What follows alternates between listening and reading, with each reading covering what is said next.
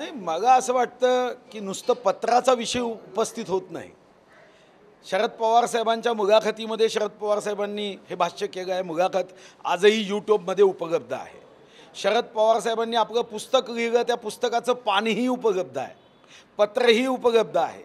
2006मध्ये काँग्रेस राष्ट्रवादीने महाराष्ट्रामध्ये कॉन्ट्रॅक्ट फार्मिंगच्या संदर्भात कायदा केला. त्या कायद्याची सविस्तर चर्चा विधानसभेमध्ये आणि विधानसभेच्या लायब्ररीमध्ये उपलब्ध आहे. केंद्रामध्ये हा कायदा करताना यावर चर्चा झाली.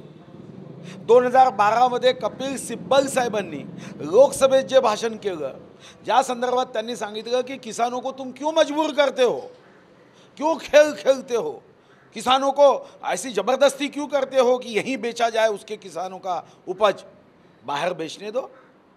हाच विषय स्वर्गीय पंतप्रधान नरसिंहरावजी असताना जेव्हा गॅट डंके लागा, संसदेत अनेक दिवस चर्चा झाली. त्याही चर्चेमध्ये आहे की आम्ही शेतकऱ्यांच्या हातपाय का बांधून ठेवतो, का जबरदस्ती करतो. ही जबरदस्ती इतरांवर आपण करत नाही.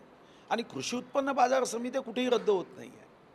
कृषी उत्पन्न बाजार समितीमध्ये शेतकरी जाऊ शकतो. कृषी उत्पन्न बाजार समितीला आपल्या ॲक्टिव्हिटी करता येतील. फक्त स्पर्धा आहे, उत्तम काम व्हावं की कृषी उत्पन्न बाजार समितीने सुद्धा शेतकऱ्यांचं शोषण होऊ नये या दृष्टीने पूर्ण शक्तीने काम करावं, एवढीच अपेक्षा आहे. कायद्याला विरोध कशाबद्दल आहे. हो, संजय राऊत पण त्यामध्ये एवढी दादांनी म्हणतात की जुने लेटर कोण बाहेर काढते आम्हाला माहिती आहे. 2010ची गोष्ट वेगळी होती, आत्ताची गोष्ट वेगळी. कुणाच्या मनात शंका असेल तर त्यांना विचारा. शरद पवार हे कृषी तज्ज्ञ आहेत आणि त्यामुळे ते शेतकऱ्यांच्या भावनेशी प्रतारणा कधी करतात. आता कृषी तज्ज्ञ असतील याबद्दल माझ्याही मनात शंका नाही, पण त्यांच्या अनुभवाचा फायदा आत्महत्या शून्य देशासाठी जागा असता तर हे ज्ञान त्यांचं जास्त उपयोगी आलं असतं. कृषी क्षेत्रामध्ये आमूलाग्र आपण बदल करू शकलो असतो तर निश्चितपणे त्याचा फायदा झाला असता. आज मी राज्याचाच जेव्हा विचार करतो तेव्हा ग्रामीण भागामध्ये 60,64,157 सोशो इकॉनॉमिक कास्ट सेन्ससमधले कुटुंब आहे. काय हो कुटुंब. स्वातंत्र्यानंतर महाराष्ट्र तर आम्ही प्रगत राज्य म्हणतो. महाराष्ट्राची अर्थव्यवस्था जगातली 36व्या क्रमांकाची अर्थव्यवस्था म्हणून आपण त्याचं कौतुक करतो. देशामध्ये 15% GDP आमच्या राज्याचा म्हणून कौतुक करतो. पण 60,64,157 कुटुंब. आज राज्यामध्ये आपण सरासरी शेती जेव्हा धरतो तेव्हा 1971मध्ये ही शेती 4.21 हेक्टर होती, ती आज 1.44 हेक्टरवर आली. का BPLमध्ये सर्वात जास्त शेतकऱ्यांची संख्या आहे. शेतकऱ्यांच्या जीवनामध्ये आपण का बदल करू शकलो नाही. त्यामुळे असे शब्द वापरणं की कृषी तज्ज्ञ आहे पण त्याचा समाजाला काय उपयोग झाला. 2000 पासून महाराष्ट्रामध्ये आत्महत्या सुरू झाल्या शेतकऱ्यांच्या. 2000मध्ये 63 आत्महत्या पहिल्या वर्षी आणि नंतर वाढत गेल्या. कोणाचं सरकार होतं, कोण राज्यकर्ते होते. ठीक आहे, आम्हाला काही ज्ञान नाही, आम्हाला शेतीशी संबंधित नाही असं म्हणणाऱ्यांनी अशा पद्धतीने शेवटी उद्या एखाद्याने म्हटलं की मी तर इतका सुंदर उत्तरपत्रिका लिहिली की 10 आन्सर सीट सप्लिमेंटरी जोड गया. पण मार्क तर पाहिजे ना. अरे तुम्ही जो प्रश्न आहे त्याचं उत्तर योग्य लिहिलं की नाही हे तपासलं जातं. तुमच्याकडे असणारा ज्ञानाचा उपयोग शेतकऱ्यांच्या जीवनात झाला असेल तर मी मान्य करू शकतो ना की मग खरंच या ज्ञानाचा उपयोग शेतकऱ्यांच्या हिताचा झाला, शेतकऱ्यांच्या फायद्याचा झाला. शेतकरी आज या राज्यामध्ये निश्चितपणे सुखी आहे. मेरे देश की धरती सोना उग गए हिरे मोती असं गाणं म्हणत आहे. अशा पद्धतीने का विरोध केला जातो आहे. त्याला जोडून हसन मुश्रीफ जे आहेत ते सुद्धा म्हणतात की 12 दिवसापासून शेतकरी जो आंदोलन करतो आहे, आजपर्यंत मोदींनी कुणालाही दाद दिलेली नाही आहे, पण आता बैठका घेत आहेत. काही झालं तर उद्याचं जे बंद आहे तिन्ही पक्षांनी जे समर्थन दिलेलं आहे ते कडकडीत बंद असतं.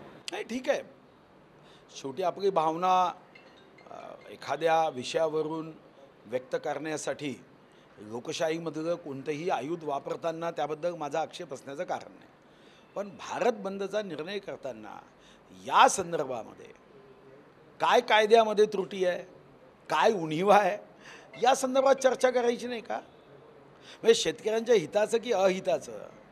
शेवटी संवाद हा लोकशाहीमध्ये महत्त्वाचा आहे. महाराष्ट्रात जेव्हा शेतकऱ्यांची आंदोलनं व्हायची तेव्हा देवेंद्रजी चर्चा करायचे, संवाद करायचे, विरोधकांशी चर्चा करायचे, विधानसभेत शांतपणे ऐकून त्यावर निर्णय करायचे. मला अजूनही आठवतं की दुष्काळाच्या संदर्भात सर्व पक्षाच्या आमदारांनी जेव्हा मागणी केली की तुम्ही विजेचं कनेक्शन कापू नका, त्यांना विजेची थकबाकी मागू नका, सन्मान केला ना. म्हणूनच तर आज थकबाकी आहे ना. शेतकऱ्याच्या हितासाठी निर्णय केला नसता तर विद्युत वितरण कंपनीची थकबाकी राहिली असती का? त्या थकबाकीमध्ये आम्हा शेतकऱ्यांचं हित दिसलं, विरोधकांची मागणी आहे म्हणून त्याला आम्ही दूर केलं नाही.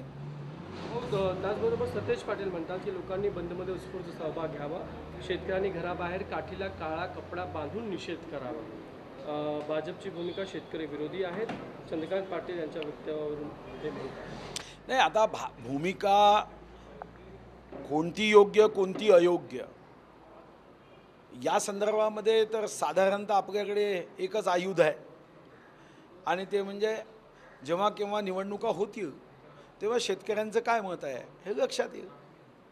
आणि या संदर्भामध्ये भारतीय जनता पार्टीच्या भूमिकेमध्ये अतिशय लवचिकता आहे. भारतीय जनता पार्टीने सांगितलं की तुम्ही योग्य कारण सांगा. तुम्ही जेव्हा कॉन्ट्रॅक्ट फार्मिंगच्या कायद्याला विरोध करताय तर मग महाराष्ट्रात कायदा आणलं ना तुम्ही. त्या कायद्याचा फायदा घेऊन आज नाशिकसारख्या भागामध्ये शेकडो कोटीचा टर्नओव्हर शेतकरी बांधव करताय ना. मग 2006 पासून 2020 पर्यंत 14 वर्ष कोणीही या कायद्याच्या संदर्भात का बोलले नाही. त्याचबरोबर पण ते म्हणतात की सर्वांनी काठीला काळा कपडा बांधून ज्या पद्धतीने विरोध जे आपल्या व्यक्त करावा, सर्वांना आवाहन करतात. भाजपसाठी सेटबॅक लोकांनी अशा पद्धतीने सहभाग घेतला नाही. शेवटी लोकांना अधिकार आहे. लोकशाहीमध्ये शांतिप्रिय मार्गाने लोकशाही तत्वाचा सन्मान करत आंदोलन करण्याचा अधिकार आहे. आंदोलन करण्याचा अधिकार नाकारण्याचं कारण कुठंही नाही. उद्या भारतीय जनता पार्टी या संदर्भामध्ये जसं विरोधाचं आंदोलन होत आहे तर आम्ही शेतकऱ्यांमध्ये जाऊन शेतकऱ्यांना कायदा समजवून शेतकरी याला समर्थन देणारही आंदोलन करू शकतो किंवा समर्थन देण्याची पाठिंब्याच्या संदर्भातही रस्त्यावर येऊ शकतो ना. त्यामुळे आश्चर्य काय आहे. उद्या शेतकऱ्यांना जर योग्य पद्धतीने या कायदा समजावून सांगितला, ज्या पद्धतीने हा भ्रम निर्माण केला जात आहे, या भ्रमाच्या संदर्भात जर आम्ही लोकसंवाद केला, लोकजागर केला, यातून बदलणारी परिस्थिती आणि शेतकऱ्यांचं उज्ज्वल भविष्याबद्दल जर आम्ही समजून सांगितलं तर कदाचित हाच शेतकरी जो विरोधात उतरला आहे तो बाजूनी उतरू शकतो. कायद्याचा चुकीचा अर्थ सांगत गेल्याने कदाचित भ्रम होतो कधी कधी. भाविक वेगळा प्रश्न असा की 20 दिवसापासून सोलापूर जिल्ह्यामध्ये 3 जिल्ह्यात 8 बळी गेले आहेत, बिबट्याने ठार मारलेले आहेत.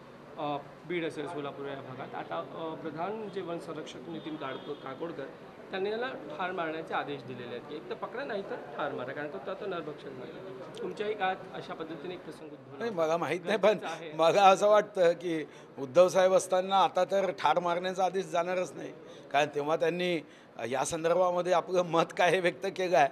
पकडण्यासंदर्भात का आदेश असेल, ठार मारण्याचा आदेश दिला असावा असं मला वाटत नाही, कारण उद्धव साहेब असताना हे पटणार नाही त्यांना.